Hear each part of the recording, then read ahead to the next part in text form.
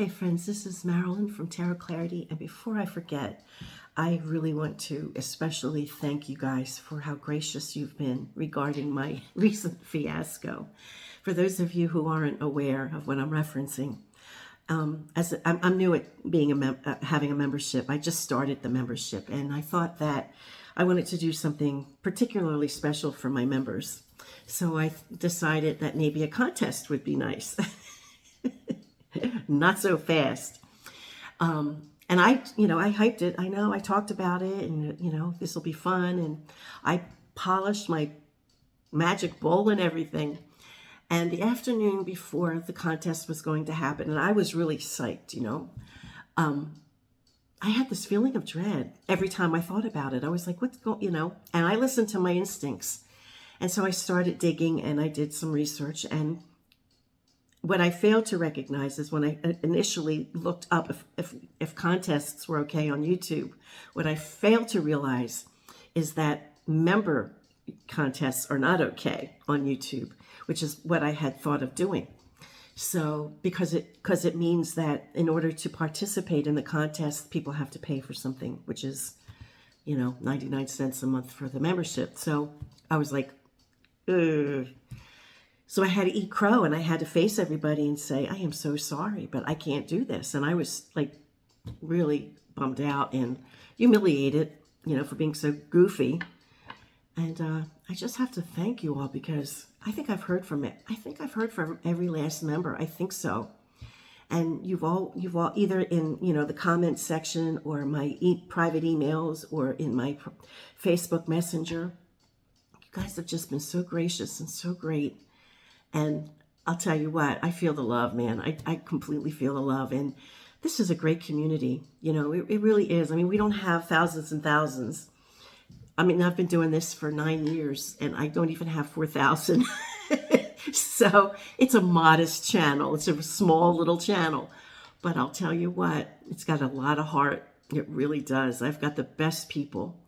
And it's a great community. So thank you from the bottom of my heart. Now, I'm still trying to figure out cool things to do for my members, because you invest in me, and I just want to thank you, and I realize that I do some readings or some videos that are just for my members, but, I did create this channel for my descendants, and I would like them to be able to see all my videos, and then some of my better videos, I just want to put out there for the public anyway. So what happens is some of my better ones, if I do it for members only, I eventually, after a week or so, I'll release it to the general public. But that's not making it very special for my members, So I think the answer to it is to finally face my fear and do a live chat. Now, it might be another fiasco. I don't know, but I'm going to try. And I watched some tutorials on YouTube about how to do a live chat using my phone, because I do have a computer, but I'm comfortable with my phone. So I think I have it down. I think I do. I think I understand. Now, doesn't mean it's going to be perfect. And there might be glitches, and there might be a few minutes where you don't hear my voice or something like that, or I can't, there may be trouble, but I'm going to try. I'm going to try. And I put out a census to see what people thought, and mostly everyone said the weekend. And so, of course, there's Saturday and Sunday, so I'd appreciate it if down below you preferred Saturday or Sunday. And I'm going for the morning hours. I'm Eastern Standard Time. I'm New York time. And for me, like 9 o'clock in the morning is perfect. Between 9 and 11 in the morning is perfect. Because I'm up, I'm fresh, I have had my tea or coffee or whatever I'm doing for the day, and I'm good to go. As the day goes on, I'm old, I get tired. I'm in bed by 8 o'clock. I mean, I'm not necessarily asleep, but I'm in my cozy pajamas, and I'm like putting on my headphones to find something to listen to pass out on. You know what I'm saying? So I'm freshest and most alert now, which is 10:20 in the morning, So put it down below, Saturday or Sunday, and I'm just letting you know it'll probably be in the morning. And if you don't catch me this time, I think I'll do them with some frequency. I mean, I can't promise I'll do it every week, especially especially since I don't know what I'm doing yet. But if it works out, I'm gonna try to do it, on the regular, because you guys deserve it, and I think it'll be fun for me too. And you're forcing me to face my fears. See, my biggest panic was like, oh my God, I gotta do a live. I don't know how to do it. I'm so scared. But you gotta face your fears, and I completely 100% tell people you gotta face your fears. And so I tell myself that too. It doesn't mean I do it. Okay, let me pause, get my better headphones on, and we'll get started. Oh, wow, this is kind of cool. So I didn't know what I was going to talk about or do a reading on. So my method for not knowing what to do is I handle and mix the cards, and I put it out there to the universe. Give me a topic, dear universe, So I did that, and I pulled the top card. And for those of you who have been with me for a little while, you know that this card from this particular deck represents my bond with my mother. So it's either going to be a mother story, so get ready, or, a reading centered on her. Now, I wasn't going to ask any particular, I have no question that I want to ask my mother. When I have those questions, they're genuine, and I just ask them. Sometimes I share it with you. Sometimes I just do it on my own. But I didn't really have a message that I wanted to hear from her. I didn't have a question from her or a message to her. That doesn't mean she doesn't want to send me a message. She probably has plenty to say. I'm sure my mother has plenty to say. But so I don't know. Oh, and why does that card represent my mother? It represents my mother because as soon as I saw it, when I was showcasing this deck for the first time on this channel, and I flipped and I got to the Fortitude card, immediately I remembered, or I thought of, this medallion that my mother made for me when I was about 12 or 13 years old, which is a lion, which is what's represented. And I put it back in the deck. I just picked up the deck randomly, and there it is. Okay, Ma, I hear you. So, it's not the same medallion, but it has a lion. And, on a youthful girl. And I thought, whoa, that really, and this was in my tarot parlor. Most of the things that are really special to me, I keep in my tarot parlor. So special little jewelries, even if they're in a box or something, I'll keep them they're here, And so ever since that experience, I keep this bad boy right on my table. She's with me all the time. So that's why, wow, twice I picked this up. So maybe there's a message, maybe there's a message she's trying to tell me. I mean, there's nothing that I wanted to ask her, but this is a two-way street, so maybe there's a message that the essence of her, or that the universe feels that there's something that the universe knows that she would like me to know, maybe something like that. So I'm going to go for it. So the question is, what's trying to come through to me? Something's trying to come through to me from my mother, so I'm going to go for it. I have no clue. Ooh, I spilled all the cards. So let me go to my meditative place. Now, with doing readings that come from the possibility that come from someone who's passed on, and I do a lot of those kinds of readings for myself and for other people. But bear in mind, none of us know how the universe works.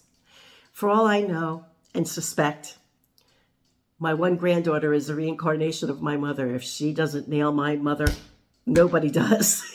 I mean, she's the mini-me of my mother. It's crazy. So she might not be available. So if that's the case, and I'm not saying that, we are a genetic, biological group of cells and DNA and stuff like that. So it wouldn't be unusual for a descendant of, of a grandmother to have a lot of her traits. It wouldn't be, right? So it wouldn't be unusual for one of the babies to be just like her. In fact, my son and his wife say that their daughter, on the private, on the day-to-day basis, they say, she's got you nailed, Ma. She's you. And I'm not dead. So there's that, right? So it's not unusual for the DNA molecules to to, be like, she's just like her, So, but we don't know what happens. And in fact, I think it was Gabriel who asked the question. I'd like to know, maybe it'll be something we'll do on the chat. And I'll do a few readings on chat. But one of the things that was asked, and I think it was from Gabriel, was, I think it was something like, do we have consciousness after death? Like, what, kind of like, what is there after death? Are we aware of anything? And that would be a really interesting, that will be a deep one. That will be a real deep one to go to explore. And even then, it doesn't mean that I'm going to get an answer, right? That's something that we can even comprehend. But getting back to how I approach these kinds of topics is, I don't know how it works. The universe knows I know. I have no idea how all this works. And so I ask the universe for the essence of that individual and what the individual at this stage of my life, like my mother, at this stage of my life, the universe knows, whoever the universe is. I don't know who the universe is. I just call it the dear universe. It could be God, it could be a divine entity, or it could be a lot of divine entities. I don't know. But I put it out there, and I just, at this stage in my life, dear universe, what do you know that my mother would want me to know at this stage in my life? And maybe there is a message, that she would really like me to know. And that's how I approach it. It's possible that the message could be coming directly from her. God knows, there are all kinds of incidences that happen around this house, especially since I brought her back home. She was, her urn was at, she's been kind of given to other people because we loved her so much. We just want a piece of her, and then finally, because my son has like a 2-year-old baby who's knocking everything over, they said, Ma, I think you should take grandma back. And I did. And she's like nice. And I know she's happy because she's calm. And I know she likes looking at the children. I know she loved it. She was at all of my grandchildren's houses for long periods of time. But I think she likes the serenity and the calm and watching Jeopardy at 7 o'clock. That's not me. That's my husband. Anyway, I lost my... but ever since she's been back, there's been a couple things, not a whole lot, but a couple. It's like, dang, Ma, you didn't waste any time. So anyway, that's what I'm going to do. Flip the camera, meditate, ask the universe to give me a message about my mom, what she wants me to know. Okay, so we'll just see what pops up. I have no clue. Maybe there's a story she wants me to relate for the descendants. Maybe there's a message for me. I don't know. We'll see. The Fool. It could be a political message because my mom was zeroed in on the election, the first one. She died November 5th, and of course he was elected for the first time on November 7th, and she went to her grave fearful about this, which was, this could be referencing him because I know he's the fool. If she was to say somebody was a fool, it would be him. And a fool isn't just a stupid person, although he fits that bill quite nicely, and we all know I'm talking about who. But it also, a fool, in the deck of tarot cards, when they just played the game, was the most dangerous card of all because he was a wild card. Right? It's the most wild card. So it could be a warning or a message about that, or just her 2 cents about it. Okay, Lovers. Could be between, maybe a message from my husband and I, to be kind to each other. Could be. We see the snake. Because there's always the chance of deception. We don't deceive each other, though. We're past all that kind of crap in our lives. We're committed to each other. And I have a good husband. I have a wonderful husband. And I'm not sure if I'm a wonderful wife, but I think he likes me. But I know there's always, there's always a chance that, and I don't mean infidelity at this stage of our lives, but I mean there's always a chance of being tricked. I mean, I'm taking the concept of being tricked because of the reference to Adam and Eve, right? There's the tree, there's the apples, there's the snake, there's the the lovers holding hands.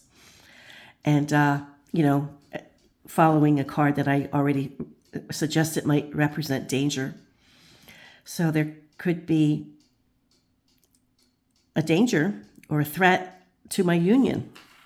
Let's see. Maybe that's it. And the other cards may describe something different. But at the moment, that's what I'm thinking. So we have the Ace of Swords. So, for me, swords is the beginning. Well, for anybody, I think Ace is the beginning of something. And for me, since swords is air or communication, or it could be action, and it could be violence, and depending on the context of a question. It could be legal. It could be a lot of things. So I think the message so far, if I put it together as I am, and I have to see how everything else comes out, but maybe there's something that's about to happen that could be a dangerous time for my husband and I. Could be. Six of Batons. Well, I see batons as the suit of a community, and six being a what? What is six? Everybody say it. Six is a perfect number. And we already have the lover card, or the lovers as it's called in this deck. So it's coming together, having the support of people around you. Oh, maybe she's trying to tell me not to be afraid of the live chat on the weekend. Maybe that's what she's trying to tell me. Maybe to try something new and not be afraid because I have the community. I don't know what it has to do with my husband, but maybe it doesn't have to do with my husband. Maybe it just has to do with general fear, or, maybe it can change. The more cards you put down and you put the picture together, it could change. That's why you shouldn't really, that's why I prefer not to speak until I see all the cards. But I do speak as I put down the cards because, I'm trying to show people how to use my spread and how I process. I'm just trying to give insight, particularly to my descendants, if they ever want to be interested in learning how I read tarot cards. It's my thought process, right? So we have the High Priestess. So that's front and center of the core 9. So if it's in the context of the weekend thing, whether it's Saturday or Sunday, this could be me, not that I'm a high priestess by any stretch of the imagination, but because I'd be the one who would be facilitating it. And I think she would see me as kind of a little bit of a woo-woo kind of person. So maybe this is about that and not to be afraid. Just, okay, 3 of Batons. This Erenberg Tarot, I apologize. I neglected to say what deck it was, but I try to always have the box so that you can see, and then I always do put it in my description area. I give credit to the decks I show. But if we know the Rider-Waite-Smith card, the 3 of Batons, it's putting something out into the world, right? And waiting for it to come back. So, or if it's not perceived that way, it's just taking a new adventure. I think that card could be seen both ways. I'm inclined to see it as, well, I'm inclined to see the 2 of Batons from the Pamela Coleman Smith deck as putting it out there, and waiting for it to come back. And although the 3 could be seen like that, maybe, I kind of more see it as I'm going to go out there and try something. So I think she's telling me, go for it, girl. I think and it's falling right under the ace. There you go. So she's trying to tell me not to be afraid. Okay, 4 of Swords. Well, this is like, taking a break or being respite. And I am sick. I have been sick for a couple of days, so she's probably telling me to get my rest. I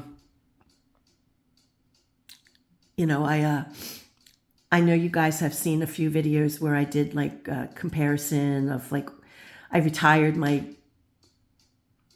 1JJ Swiss, and then I got a new deck a new publication of the Crystal Tarot. And so I showed that. And then I even did a video on a reading using it, because I always like to do readings. And I shouldn't have done it because I was kind of sick, but I just did it like a real simple kind of topic, which was, what is the peace or calm that we could look forward to by the end of the year?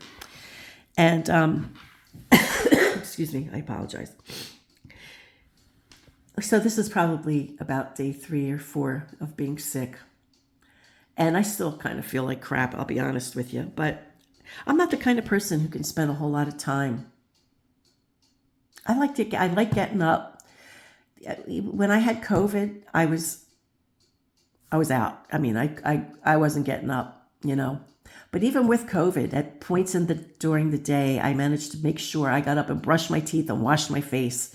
Even if I spent the rest of the day in bed, I just had to do those kind of basic things. So, but this is probably Mom telling me, you're sick, get some rest. And she knows I'm resistant to that because she knows I'm a PIA, and she probably is like, you're not listening to me. You're resisting, or you're being, defiant or whatever. Let's see, it could be something else. It could be something else, but I'm kind of seeing this as her nudging me to take care of myself. And 9 of Cups, wish fulfillment. So I think that this message is probably about, mostly, except for her 2 cents about me taking care of myself. And I'm about to make some tea with honey and lemon, Ma, okay? So relax. But I think she's telling me to do it, and I'm going to be okay, and that I have a great community, that I have a great community behind me, and I do. And, it's scary, and face my fear and just try something new. Put it out there and do it. Go boldly forth, right? And I think this is a real nod to having it be something great. Let's do the Quint cards for those of you unfamiliar with my signature spread. This is my signature spread. I do have a tutorial on it. You have to look a little bit. It's probably about 30 or 40 videos in. And if you can't find it, just ask me, and I will put it in the description area of this video. But it's kind of a lot of work for me to do, so that's why I don't routinely just do that. But I will do it if you ask. Otherwise, you have to find it. So let me go off with Pinky, since I have a lot of head fog at the moment, and we'll get the Quint cards. Okay, so I have to confess I'm a little unsettled about the death card popping up in the row that I had determined was probably about my health and well-being, about taking care of myself, something that you guys are not aware of. Some of you know that I've struggled with severe pain. I have arthritis everywhere. But this I don't think was arthritis. I've been suffering for something from going on now 2 years. And it takes me to the hospital. I live with it every day. It feels like a dull inflammation in my back that just grows and grows and grows. And then finally one day, I can't move. I can't walk. I have to be taken to the hospital. And I get to the hospital and they just do CAT scans and it's a whole lot of hoopla about nothing. They put me on antibiotics because it seems like I have an infection, but they always say it's like a bladder or kidney infection. But then I go to the, urologist or whoever it is that does bladders and kidneys. I know they're 2 different doctors. And they say, no, your bladder and your kidneys are great. There's nothing wrong with them. So it's been a mystery. So I finally, got a doctor who listened to me. Let me flip the camera.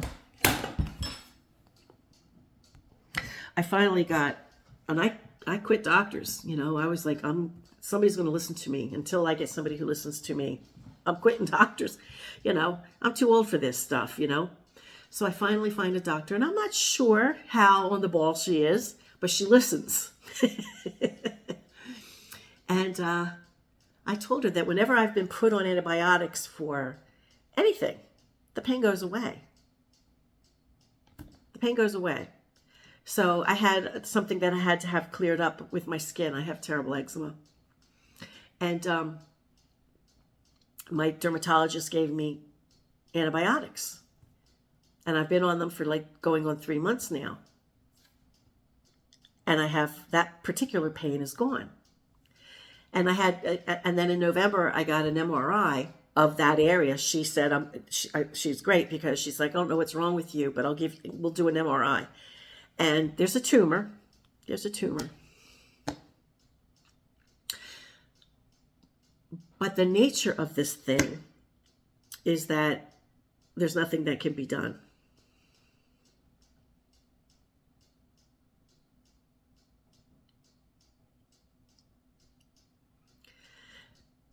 However, antibiotics helps. And the tumor, it says most of the time, these tumors are benign and there's just nothing to be done about it. They can't even take it out. It's just, I don't know, the nature of whatever this kind of, it's just some kind of tumor that was formed possibly by, I don't understand the technical language, but it could have been caused by an infection. I don't know. Nobody can tell me anything. I don't know what doctor to even see. I probably need a specialist, but I don't know what doctor to see.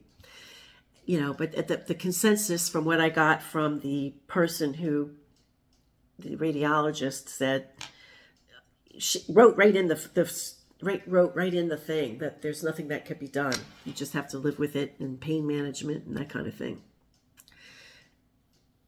You know, and I'm not the kind of person who takes medicine for pain. When the pain is unbearable, I'll take medicine. But I prefer to just cope and deal. So maybe that's a little bit of a not to drop the ball on that, and just to go to maybe to a specialist. I'm grasping at straws, you know. I still don't really know if it is even the tumor. The tumor could just be this benign thing, you know, that just causes some pain in my back. I don't know. They said most of the time, the operative word being most, that they're benign. So, the report said you can't really even do biopsies because of the nature. I don't know. There's just like, I kind of got a vague and murky thing. It was just like, you know, biopsy isn't an option. Or that most doctors won't do it. So there's that. However, I did get the wish fulfillment card here. And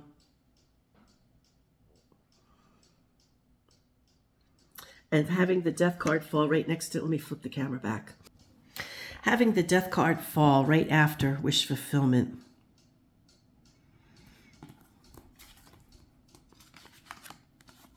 And it's interesting because we have a few fate. Well, I mean, this is the way the artist did this deck.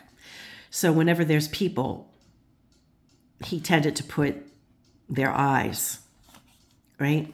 And we have the female pope here, and Justice, although her eyes are covered, and a knight, or no, excuse me, the four in the four swords.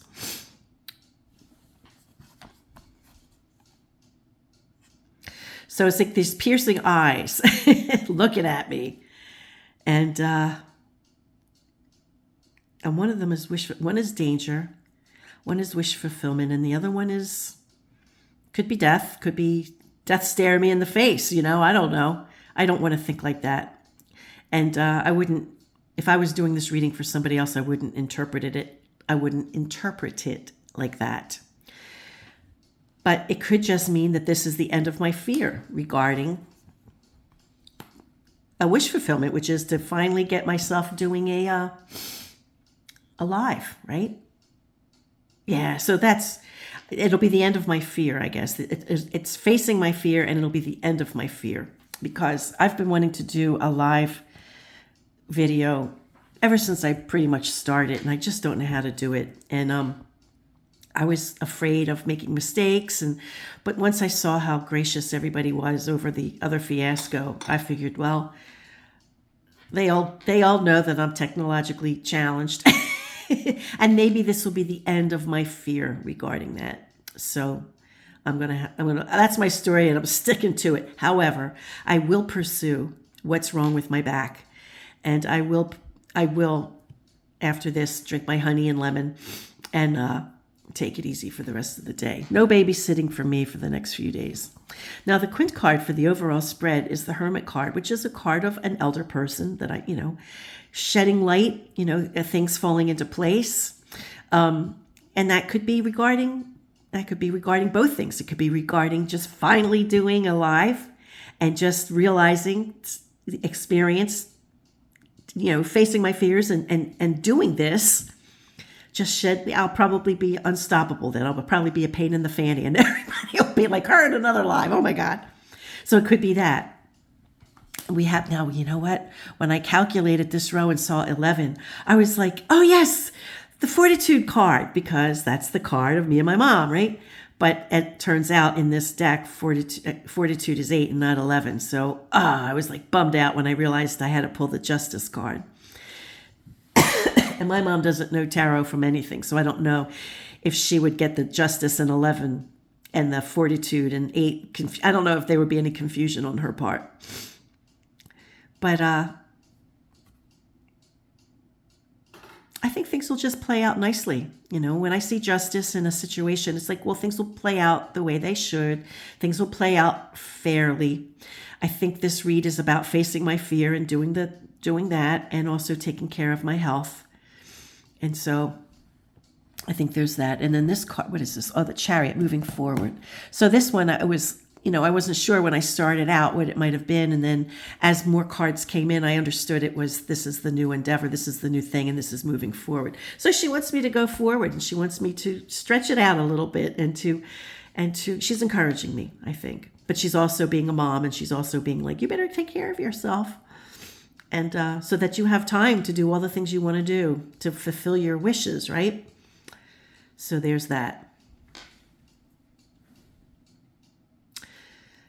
So this was kind of a long one. I apologize for that. I hope, for those of you who hung out here for 32 minutes, I want to thank you from the bottom of my heart. And give me a comment down below for Saturday or Sunday if you're a member, for our live chat.